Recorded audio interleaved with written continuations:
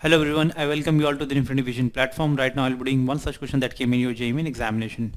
This question came on 31st August 2021 in shift 2. So let us see this question first. Question says, a bob of mass m suspended by a thread of length L undergoes simple harmonic oscillation with time period t.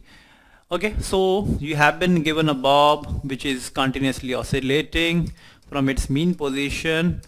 Okay, and the t is the time period of oscillation which has been given to you, and it must be equal to 2 pi root L by G, where L is the length of this bob. Okay, and it is continuously oscillating just like this. So now if the bob is immersed in a liquid that has density 1/4 times that of bob, and the length of this thread is increased by 1/3 of the original length, then the time period of the simple harmonic oscillation is. Okay, now if this entire setup has been placed inside a liquid, okay, so this setup has been just like this. Okay, it has been placed inside the liquid. Obviously, suppose bob has got a volume of V and let it has a density of D. Okay, so what would be its weight? So it must, the weight must be equal to m into G. Wave of this bob must be equal to m into G, and this m into G is nothing but mass, is nothing but density into volume. So what would be its density? Density is D, and let the volume be is V. So it would be equivalent to dVg. Okay, while it is in the liquid state, while if it is inside the liquid also, the density of the liquid is also given to you as 1/4 of the density of this solid. Okay, and the solid having mass m and density D and V, volume V, would have a gravity, would have a weight which is always acting downwards inside liquid also. So it would be equivalent to dVg. And there is one upward force that is called buoyant force, which will also act on this bob, and so that its apparent weight would be reduced, and it would be equivalent to d by 4 density of the liquid in which it is placed, d by 4 into V into G, because the buoyant force is given by the relationship rho V G, where rho is the density of liquid, V is the immersed volume of the solid inside liquid, and G is acceleration due to gravity. In this case, the density of liquid is 1/4 of times of that of the density of solid, so it would be equivalent to d by 4 V into G. So the net downward force with which it will be moving is dVg minus d by 4 into V into G. So this is the net force that you are getting. Okay, so what would be its acceleration in the downward direction? Acceleration would be net force by mass.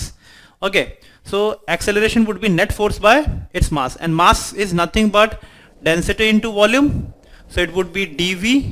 So we'll be dividing it with dV, so you'll be getting acceleration, let it be g dash, and this comes out to be g dash is nothing but, so Vg dv will gonna cancel out each other. Finally you'll get an expression as G 1 minus 1 by 4 times of is, it must be equal to G dash. So it is equivalent to, so we'll be further solving it, so it would be equivalent to 4 minus 1, which is 3G by 4 is the net acceleration which will be acting on a bob when it is placed inside liquid. Okay, now the time period, because since the time period is given by relationship 2 pi root L by G, in which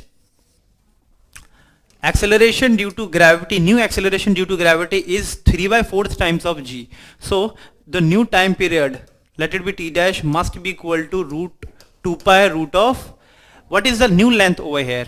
You know, earlier the length was L, now it says the length has been increased by 1/3. So the new length L dash must be equal to L plus L by 3. So it is 3 plus 1, which is 3L by 4. So we'll be putting the values of new length over here. So it would be L dash by G dash. So finally you will be getting 2 pi root of L. What is L over here? 3L by 4. And whatever G is nothing but 3G by 4. So it would be 3G by 4. Okay.